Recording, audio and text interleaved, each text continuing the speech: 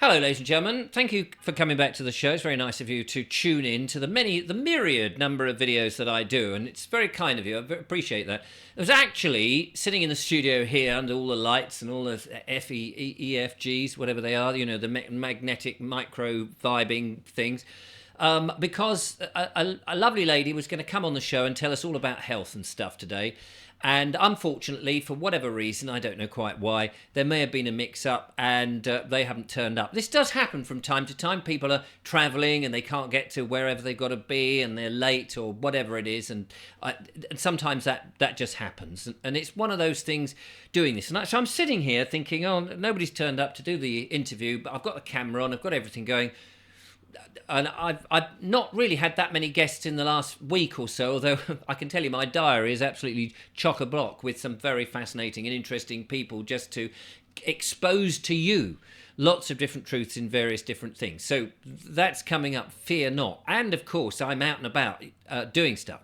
So I thought I would bung a video out anyway, because I've been deeply thinking, in the sort of the thinker's mode, as they do, and I've been thinking I need to be a little bit more relaxed and a bit more fun, because I've noticed over the last few weeks and months of doing this, I've got a little bit too serious on some of these issues. And the reason, now you might go, well, we're in a serious situation, aren't we, Richard? You've got to be serious. I mean, for goodness sake, they're trying to get rid of us, aren't they? They're trying to depop. We can't just suddenly laugh at it and go, no, it's all good, it doesn't matter. Well, that's true. That is true. But the thing is, there's a lot of people out there who are trying to expose the truth, and it's all got a little bit, straight lines and it's doom and gloom. And I know it is doom and gloom, and we're all going to disappear in a puff of smoke and all of that, but we may as well go with a laugh. No, what I'm actually trying to say is, I think we've got to be careful that we don't get too much in the fear, and that people like myself who are desperately trying to sort of say, hey, this is going, now you don't have to be frightened, don't do it in such a way as to scare the pants off you, which I do feel that many of us are doing. But that's just my opinion. People will go, well, I'm not a comedian, I can't do it in a funny way. This is serious stuff. I just want to share with you an experience that we've done recently. The lovely Julia and I were very lucky, actually, to be invited all the way up to Blackpool. Now, we live down on the south coast, by the sea, as it happens, with a pier. And we drove up to Blackpool. It said on the sat-nav it'll only take about 5.5 hours to get up there. And we realised that we'd probably stop a couple of times, have a cup of coffee and a wee and all that kind of stuff in our van, And it took 10 hours to get up there, but never mind. We'd allowed the whole day to get there because it was really the following day was the main event. Now, we were invited up by the lovely Katie Hopkins and her husband, the lovely Mark.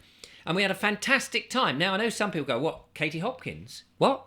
And, some people don't like her and some people love her. And she's been speaking out for donkeys now about what's been going on. And she's been making people laugh. And, okay, some of it's a bit crude. Some of it's a bit, saucy postcard. But isn't that the old British humour that we used to have? Humour is being wiped out all over the place at the moment. Nobody's allowed to say anything that's, on the wrong side of the mainstream media. We're all supposed to stick to the line. And on the telly, I don't get the telly anymore. I don't have it. I've got rid of it, as you know. But in the old days, the telly used to be quite funny. But I gather from watching some clips that people send me and they go, is this funny? And you'll see the comedians now. And it's not funny at all. I find that on the other side of the foot, the people who believe that actually, the WEF and the WHO and Bill Gates and Klaus Schwab and all that mob are the good guys, they're just not very funny at all. So I think we've got to make light of the situation, even though it is fearful, because if we don't laugh at them, if we don't laugh at the dark forces, the Satanists, the Lucinists, then what are we going to do? So there we were in Blackpool. Now, I don't know if you've been up to Blackpool recently, and I'm sure there's people who live there, probably people who watch it, and maybe one or two of you were at the actual show that we did. Now, we went to Blackpool, and I looked up at the wonderful Blackpool Tower. You know? Now, if you're into your Tartarian history, and that is quite new to me, we had a guy only the other day talking about it. He's going to come back, tell us some more. But, you know, in the old days, from what I understand, is these towers and other places like them that have been removed, they were there to collect the electricity, the free electricity from the ether, straight down the tower. And the airships, the beautiful airships that we used to have, like the R-101 and the Hindenburg, you know, apart from when they scared us and said, oh, they just blow up because they're hydrogen. They used to go across the sky and long distances, so you might go from Blackpool all the way to Paris. And I nearly said the Leaning Tower of Pisa then, but I don't think that was one, because that was more like a metronome that used to go like this and then got stuck. No, I'm talking about the Eiffel Tower. And they used to go across like that to the Eiffel Tower. Now, you might not believe any of that. You might say, Richard, that's a load of old nonsense.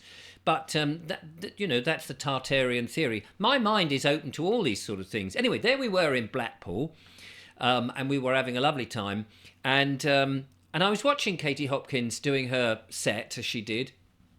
And I thought, you know, especially on stage, especially in front of people, especially in live audiences, which I do actually like and I do thrive at. And I wasn't really on my game yesterday because I was a bit nervous about everything. I think we've got to laugh. We've got to laugh and we've got to joke and we've got to push away the fear and show we're not fearful.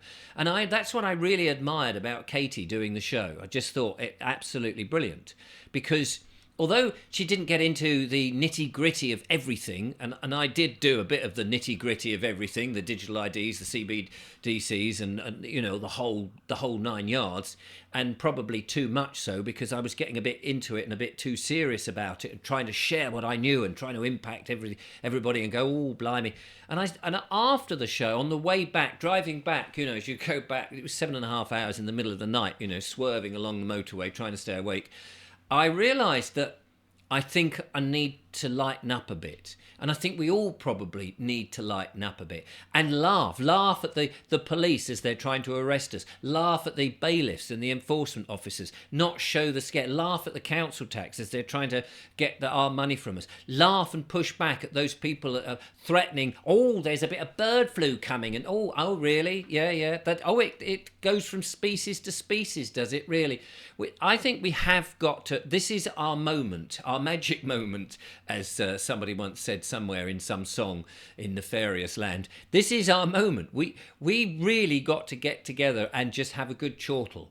Laughter is the best medicine. The endorphins are going, and we can just, you know, the nonsense that they tell us is true, like we've got to have net zero, or that global warming is a fact, and yet the Maldives are still there and haven't flooded, or that the elite are buying up these coastline properties, and you're going, well, you know, you're the ones perpetrating this myth, and yet you're not scared about buying property right on the water's edge, because you know it's all a pack of lies. So we've got to laugh. We've got to point at the finger at these people and point them out and say, we're not tolerating it. It's no good. So I may try and lighten the mood a bit, because I just feel like maybe being a bit too serious. I don't know what you think. You know, you'll probably go, oh, no, Richard, don't change. We need to be. And the thing is, here's another truism, ladies and gentlemen. Let me tell you this. If you, and I've said this before in a video fairly recently, if you put something scary like, oh no, look what just happened, people will go, oh my God, and they'll check it out. And have you noticed that some of these videos, quite a lot of these videos where they said, oh, all your money was going to disappear? I've still got my money. They said that, oh, an asteroid is going to come and hit the thing. Oh, yeah. The millennium bug was going to knock out all the computers, wasn't it? We were going to have this, and, you know, nuclear war was going to happen. Put a paper bag over your head.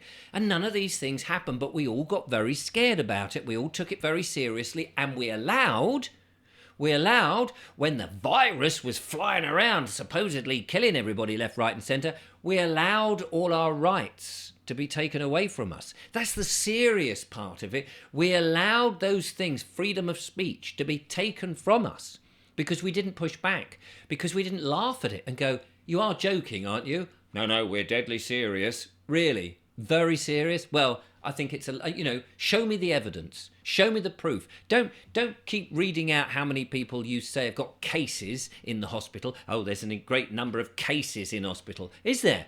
What kind of cases? Briefcases? Suitcases? I would like to see. Or are they just sort of rucksacks or haversacks or zip-up bags, you know? Bad joke, I appreciate. But anyway, the point being is I think we've got to laugh and push back against everything. Because in the next coming months, there may be some turbulence. There may be some scary stuff. And we're all going to be, you know, biting our nails. And I'm not biting my nails because, do you know what? I don't have a television. I don't watch all these scary videos telling us what's about to happen. I don't listen to the news. I don't read the newspapers. I don't watch the adverts telling me how I'm supposed to live my life. And, oh, if you don't get this upgrade or you don't buy this new thing or you don't have this piece of furniture, you're scumbag. I live my life how I want to live it. And if I want to smoke my pipe, and I now think that nicotine is probably a good thing and it's not actually addictive, as everybody used to say, then that's great. It's my funeral. I'll go to it, thank you very much, in my own good time. And I'll go up in a puff of smoke. Why not? Hey, it's a free country. Well, we're going to make it a free country. So that's my message in today's video. And I know that my guest didn't turn up, and I'm sorry about that. I didn't bring you an interview. But that's my thought. Laugh. Laugh. Have a giggle. Have a good giggle at it all. We used to do it. And now we're taking it all a bit too seriously. Even the chemtrails in the sky. Oh, you're not supposed to say chemtrails. The chemical trails, the geoengineering. Laugh at them. Because the more we make fun, the more we pull the rug from underneath their legs, then they have nothing to stand on. And in the end, they won't be able to implement their things because we're just too busy giggling at them. Why not? It's worth a try. Thanks for watching.